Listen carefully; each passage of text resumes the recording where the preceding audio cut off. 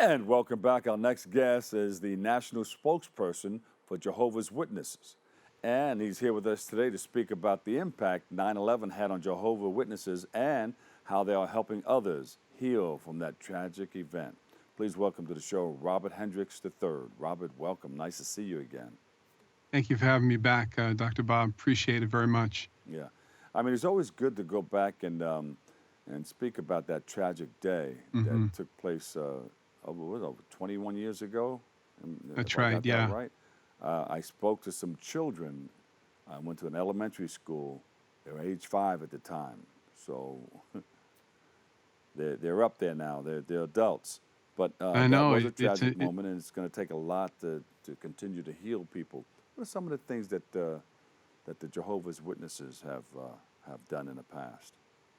well, as you know, it had affected all of us. I mean, I think all of us can remember where we were, what we were doing. I can remember driving while listening to the radio, watched it on television. Then that whole day, just that beautiful day, very strange, crisp blue sky, that beautiful weather that day. Just the oddness of the incongruity of the beauty of the day and the horrific events. And I know many of us feel that way. I mean, we all feel like that is a marker in time that changed us as a society, that changed us as a nation and as a city. And clearly, it is a moment in time that's not going to go away in our lifetimes, Yeah. Bob. It's always going to be in our hearts. And so Jehovah's Witnesses recognize that. And, we're really following the same pattern that we followed on 9/11 and during that, the next several months when we provided a comfort message all over the country. In fact, all over the world, really. We went from a message of knocking on doors with a magazine to just carrying our Bibles and providing a comfort to them. And this year, we restarted, this is our first time since COVID, we restarted our comfort work on 9/11. We had 3,000 volunteers around the city, some 42 locations. They were being manned from 7 a.m. to 6 p.m. And because we recognized that even today, people are talking about 9/11 as a time that affected them deeply, and so they need comfort. And so you can see the volunteers. They started at a local Kingdom Hall. They fanned out into the streets of New York City. They stayed there in their locations all day, and they talked to tens of thousands of people who came by to talk to them about this event. There were many people in the city for the memorial, as you know, as always happens. And so we were ready to talk to them about and give them comfort from the scriptures. Why do things like that happen? Why do bad things happen to good people? How can people be so evil and wicked? What is the reason for that? And is there a hope? And that's really what the message has been over the last 20 years, 21 years, and what the message is even today. How has it affected Jehovah's Witnesses? I mean, you were headquartered right across the Brooklyn Bridge. Yeah. I think you still see the tower there. Yeah. What was the effect of that? It was day? a very weird, again, juxtaposition for our brothers and sisters who are working there, because the windows of many of their offices were looking right out at the downtown, at the towers as they came down. So we had many who witnessed it, the whole thing from start to finish. At a secure location, of course, we thought was secure until everybody came that way, and of course the plume came that way as well. But as an organization, I think it changed us dramatically. First of all, when the folks came over the Brooklyn Bridge, they needed a place to go. We actually housed many people who needed a place, some who were relocated from hotels that needed a place to stay. We comforted them and also gave them food. We gave them a place to stay. And then almost immediately, within a week of 9/11, we dispatched ministers from all over the tri-state area to have a constant presence at Ground Zero. And I was one of them. I went and volunteered. I was living on Long Island at the time. and I went out into New York City to right down to Ground Zero. It was my first time actually seeing it. I can just recall the acrid smell and the ash that was everywhere. Looking into a pharmacy that was right across the street, that even inside was full of ash and debris, and the eeriness of that, the need to engage people. It was not easy work. But we also followed that pattern for a number of months afterwards, especially looking at first responders, those who had lost loved ones. We had lost loved ones. One of my dear friends, who was a firefighter, Jimmy Amato, who I grew up with, died in that tragedy. And we had 13 other Jehovah's Witnesses die as well, but many who were affected in a profound way, especially because of our proximity as an organization, just a stone's throw from Ground Zero. Yeah, Robert, there's still people today who are looking for comfort. How can they reach out to you for a peace of mind, comfort, prayer, the things that Jehovah's Witnesses do best? Well, I think probably the best way is going to our website. Of course, our Kingdom Halls are open again, and our carts are in New York City. Yeah. They're in the Bronx. They're all over.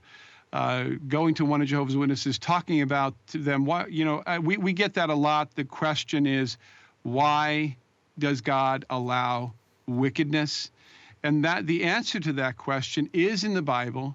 You can talk to a Jehovah's Witness about it. You can go to a cart. You can go also to our website, jw.org. You could put in that very issue in the search field. You can contact a congregation through jw.org as well.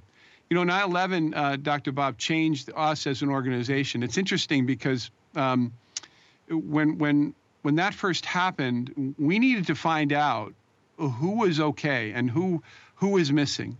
And as an organization, we charged every single congregation with finding every single congregant in the tri-state area.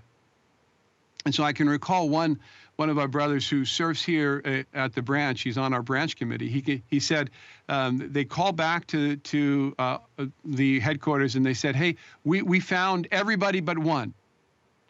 And they said, "Well, call us back when you find that one." And that was probably the first time that Jehovah's Witnesses had done that on a massive level. And so right now it's part of our practice. Whenever there is a disaster in an area, for example, Fiona right now is hitting Puerto Rico, and also Dominican Republic and perhaps Bermuda, we have already found out who's affected, who's been displaced, how many homes have been destroyed. We have located, and we are in the process of locating every single individual in the path of that storm.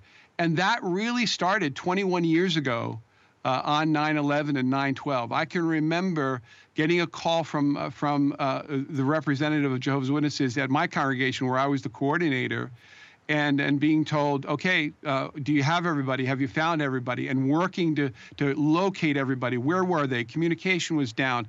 Finding them and making sure they were safe, or making sure to find out what was their status, what did they need. Now, to this day, we do that with every single disaster in the world.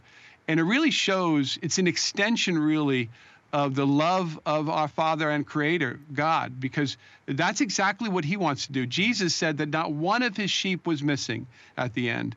And that's what we want. We want to make sure that not one of our congregants, not one of our sheep are missing, and they get the care that they need, especially when they're in the midst of this tragedy. Yeah. What message can we send to help combat the resentment and negative emotions that are felt from those days, from those tragic moments? Well, I think we can very well see over the last 2 decades that vengeance does not equal solace for anybody. In fact, when we think about the many who understandably were motivated to do something about this, what they wanted to do was act in some level of anger, and we get that. It affected us in a visceral way. But Romans chapter 12 says, "Do not avenge yourself, beloved, but yield place to the wrath." And that we're yielding to that anger, that natural righteous indignation that we see, and we know that God will take care of it. And that's what we have to think about, because so many of us have forgotten the fact that we have been praying for the kingdom of God to come for all of our lives. We've been taught by Jesus to do that.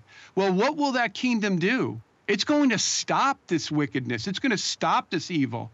And it's the only thing that can do that. Nobody else can do that. We have seen that. The most powerful government on the planet cannot stop wickedness and evil, but God can. And he has promised to do so through his son, Jesus Christ, in the kingdom. And so that's the focus of our ministry, our message. And what we need to do is build faith in that. And we can do that through a study of the Bible. Yeah. Do you still have somebody there, like volunteers at Ground Zero to this day? We always have a presence there. Of course, COVID-19 was a change for us, but we always have a presence there with our carts. And so we are manning that on a regular basis, not as widely as we manned it that particular day on the memorial, but we always have those down there who can provide comfort. This is a ministry of comfort. We need comfort every single day. And so being able to feel like, well, there's something, there is a hope.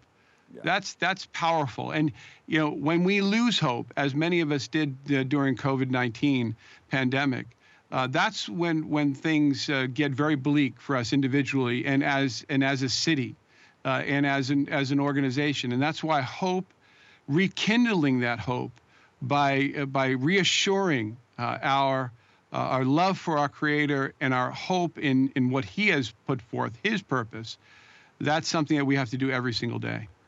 Robert J. Hendriks III, National Spokesman, Jehovah's Witnesses. Thank you so much, Robert. We appreciate you. Thanks for coming on.